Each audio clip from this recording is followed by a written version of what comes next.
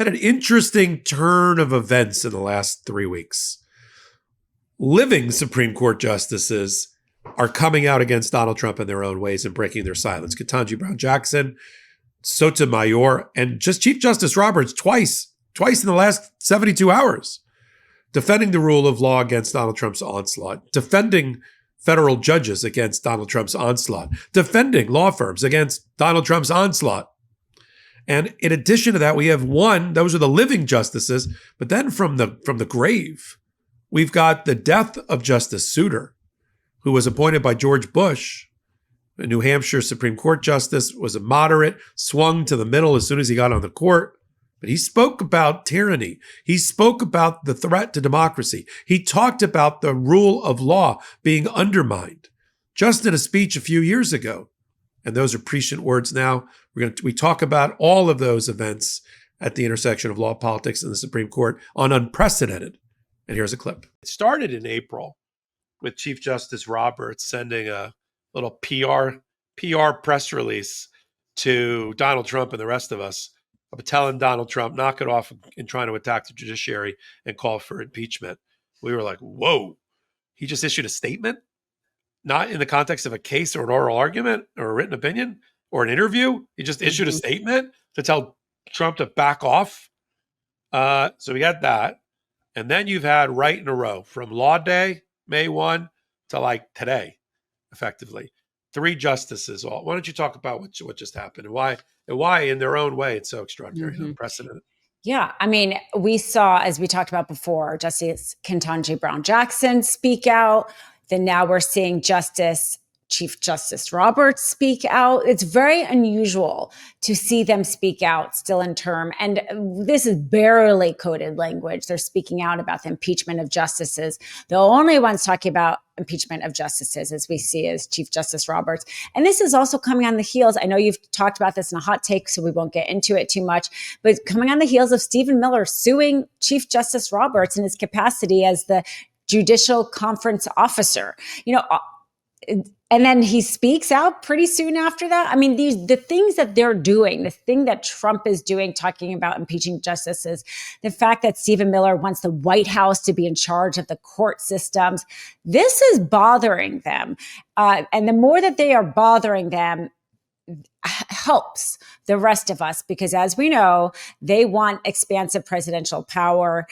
But when they make it so obvious that Trump isn't, maybe let's say, responsible with that expansive power, they may not go as far as they want to go. So Chief Justice Roberts basically kind of reiterated his dislike, let's say, for this call to impeach justices. Who was the last one that you heard Popok talk? I'm sorry, you did, which one did you just do? Ketanji Brown Jackson, sorry. Chief Justice Roberts. Sotomayor. Okay. So same. I'll do Sotomayor. I have so many talk is like. Ketanji Brown Jackson, you outlined it, breaks her silence and defends the attack on the judiciary to a standing ovation on Law Day in Puerto Rico at a conference. Then Roberts says effectively a couple of days ago, don't attack judges. And the proper role for the judiciary up to the Supreme Court is to check the excesses of the 2 other branches. And that's our role and that's our job. Rule of law, again, another veiled reference to Donald Trump in the era of Trump. And then Sotomayor takes the stage and with what I called in a hot take, she double trolled Donald Trump, and that's hard to do. She was speaking to the ABA, which Donald Trump calls a Marxist, leftist, activist. I'm like, the American Bar Association? Crazy. Are you insane? It's our most basic association. I told people, you want to pick up the ABA Journal? You can pick it up at any dentist office or oil change place. Yeah. That's how interesting it is. But, because they rate judges, and Donald Trump doesn't like the ABA's ratings of his right-wing judges. He's never liked it. So she was ABA. And she was at a Smithsonian museum, the African American Museum. And Donald Trump thinks the Smithsonian is a politicized, bashing white people overemphasizing minorities. I mean, you're at the African American Museum. What are you supposed to do? Get rid of the slavery experience for Black Americans? I mean, seriously, just to make white people feel better? But to hear Donald Trump tell it, yes. Yep, Yeah. pretty much. So she's at the African American, and she said, I'm here in solidarity. I'm here in solidarity. If you choose the profession, because you had law students there as well, to be a lawyer, be ready to fight and sometimes lose, or you've picked the wrong profession. And we can't lose the battles that are in front of us. And I'm here in solidarity with you. The fact that a sitting Supreme Court justice, and this is the second time she's spoken out in the last month. She did one on the rule of law recently. These are all directed to Donald Trump. There's three audiences, right? For the Supreme Court justices. There's us, there's the American people. There's Donald Trump and the Trump administration. And then there's history.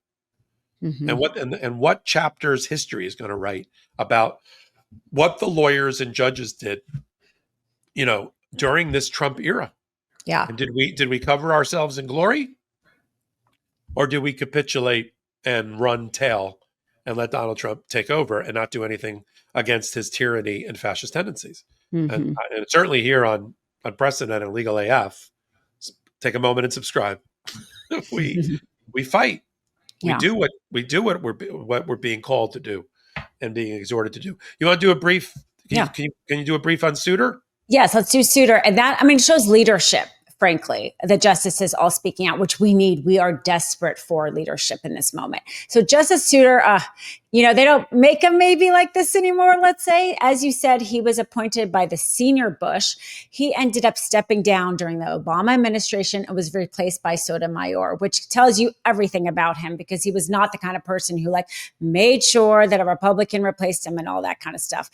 He was a really humble person who decided to retire earlier because he wanted to go back to his small town. And the reason why you haven't heard much about him is he purposely kept himself out of the limelight. It was truly a public servant who believed in the law, and it was not about him. His major opinions, like his legacy, he helped write the opinion for Planned Parenthood versus Casey, which upheld Roe, added the undue burden standard. So obviously very important thing. He dissented in Bush v. Gore, which I personally think Bush v. Gore was the turn of our Supreme Court. Is like a travesty, that opinion, but he dissented with the other liberal judges. If only...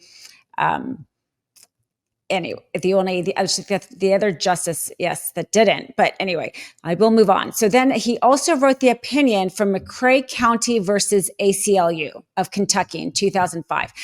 This opinion, especially with all the Christian nationalist opinion coming in front of the Supreme Court, is especially, you miss having him on this court, because this was the issue, if you remember, where they wanted to display the 10 Commandments in 2 Kentucky courthouses.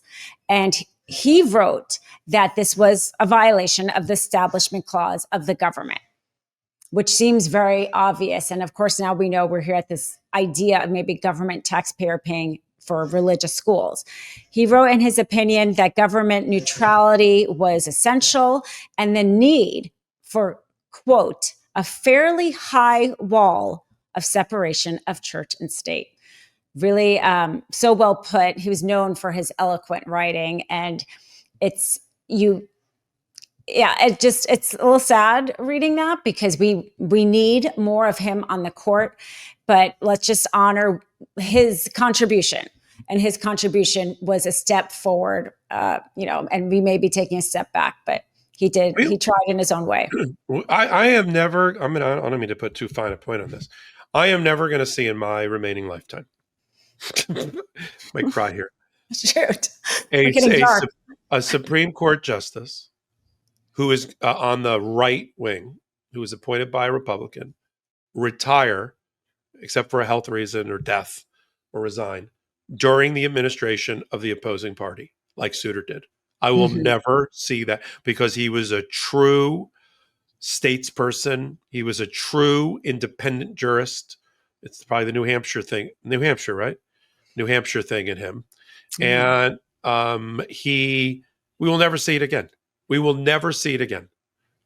Clarence Thomas and Alito and Gorsuch and Kavanaugh, probably Roberts, are not going to, if and when we regain the White House in 2028, they are not going to resign. You have to take them their cold, dead hands out of their offices because they're not going to give that seat over to the other side. And Souter was like, it's time for me to go. I'm going to go. And I don't care who the president is, because that's not what the Supreme Court, we're supposed to be apolitical. But you see justices hanging on, even on the Democrat side, hanging on, hoping they can make it to the next administration and get over that hump. You know, Kennedy did it. Kennedy was going to resign a long time ago, but he wanted to get, he didn't want to do it. He didn't want to do it during Biden. Yeah. He did it, and he did it during Trump, you know, and we're not going to see that ever again. That has, you know, we got the, I'm gonna do a hot take on it in a few minutes. You know, we got the president trying to take over Library of Congress to fire the first African-American woman, you know, who's on the last year of her 10-year term. She was confirmed 74 to 18 back in 2016. And now she's woke, she's transgendery, she's whatever. Give me a break. Even the Republicans are against that. So, you know, people like Justice Souter are a dying breed. Dying breed. You know? And it was actually Justice Sandra Day O'Connor. That was the name I was trying to remember, because she was similar to him in that she started out Republican and was a little bit more liberal in her opinions. But for Bush v. Gore, she voted in favor of stopping the count instead of doing the right thing and going with the liberals. And if she had, we would have a completely different outcome for all these years. But he did it. He did the right thing. He stuck with the rule of law. And yeah, in terms of the librarian, I mean, this is the white nationalist Project 2025 happening. You know, there's no other explanation. There's no reasonable explanation for any of this. Yeah. Well, we try our best for reasonable explanations. Welcome back. We sit at the intersection of law, politics, and the Supreme Court, so you don't have to. That was Dina, legal commentator extraordinaire. I'm Michael Popok. We put together our constitutional scholarship hats, and we bring it to you the way we only we know how. It's unique on YouTube. I'm a practitioner. I advocate in appellate courts, just like the ones I'm talking about. And I tell you what's going to happen, and I'm generally right, and so is Dina Dahl. It's not bragging. We just make an effort to get it right. Sometimes we're wrong. It happens, but we're generally right. And if we're wrong, we were wrong for the right reasons. In any event, I'm Michael Popok. I'm glad you're on Legal AF. Take a moment, hit the subscribe button, and then let's come on over to the Legal AF Substack as well, so you can geek out on all of our additional reporting over there on the Substack. So until my next report, I'm Michael Popok. I'm Michael Popok, and I got some big news for our audience. Most of you know me as the co-founder of Midas Touch's Legal AF and the Legal AF YouTube channel, or as a 35-year national trial lawyer. Now building on what we started together on Legal AF, I've launched a new law firm, the Popok Firm, dedicated to obtaining justice through compassionate and zealous legal representation. At the Popok Firm, we are focused on obtaining justice for those who have been injured or damaged by a life-altering event, by securing the highest dollar recoveries. I've been tirelessly fighting for justice for the last 35 years, so my own law firm organically building on my Legal AF work just feels right. And I've handpicked a team of top-tier trial fighters and settlement experts throughout all 50 states known as big auto injury attorneys who have the know-how to beat heartless insurance companies, corporations, government entities, and their attorneys.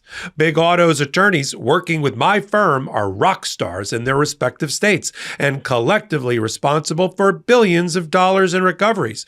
So if you or a loved one have been on the wrong side of a catastrophic auto, motor vehicle, rideshare, or truck accident, suffered a personal injury, or been the victim of medical malpractice, employment harassment or discrimination, or suffered a violation of your civil and constitutional rights, then contact the Popok Firm today at 1-877-POPOK-AF or by visiting my website at www.thepopokfirm.com and fill out a free case evaluation form. And if we determine that you have a case and you sign with us, we don't get paid unless you do.